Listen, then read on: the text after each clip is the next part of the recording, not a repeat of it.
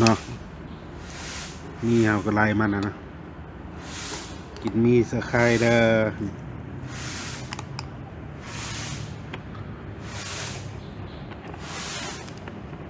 กับมีหมักเฟสนี่2 หน่วยกินมี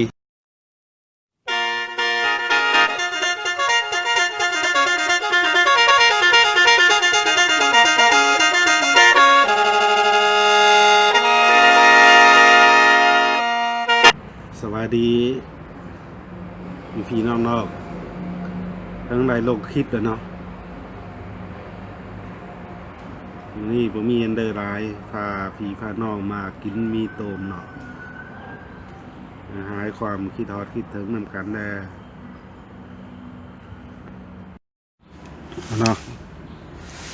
มีเอากระไรมันนะกินมีสะไคร้เด้อ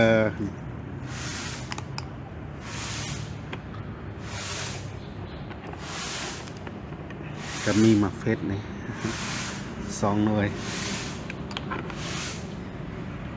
กินมีตัดหมักเฟสเลยเนาะ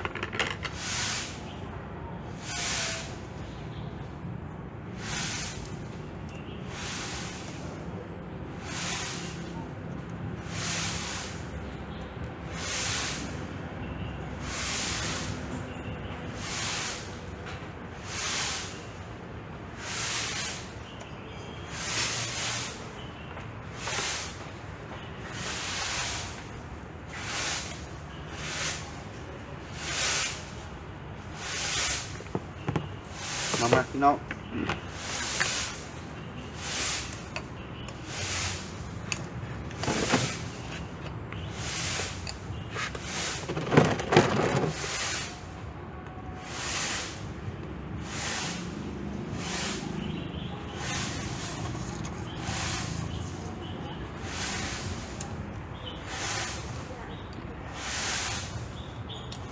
อาหารเช้า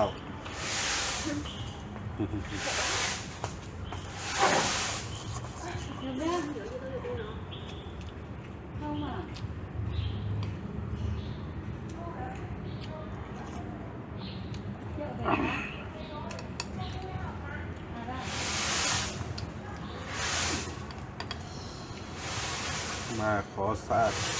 ไฟโทรศัพท์น้ำเพิ่นมากินมี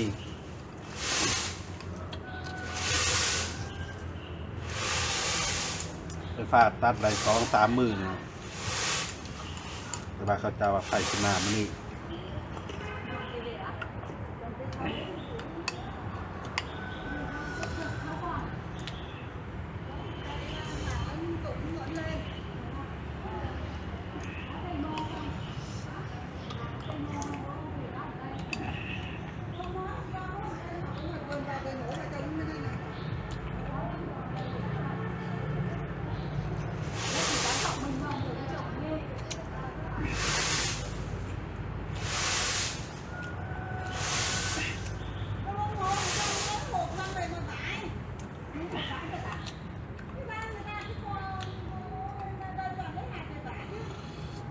ห่านแปะองเฮียนนี่เนาะ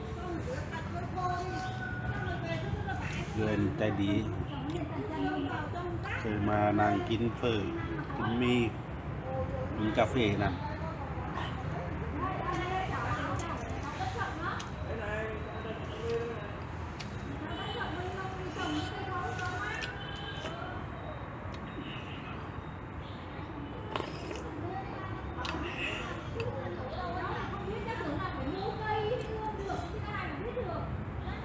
หอดเนาะ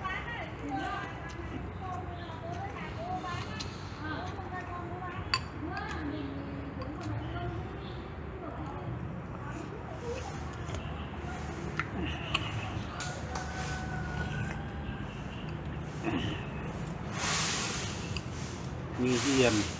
ช่วงนี้เลยบริเฮ็ดคลิป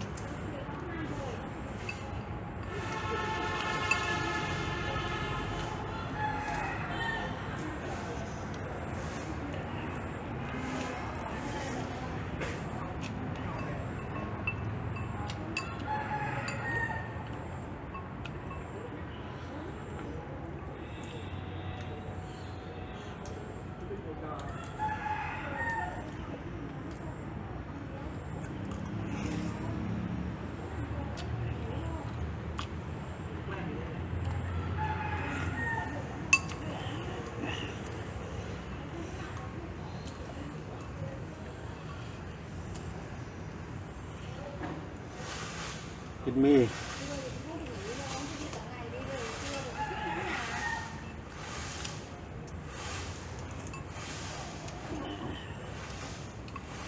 ไปดากินมีขอจบลงตรงนี้อย่าลืมกดติดตามกดไลค์กดแชร์ให้เด้อ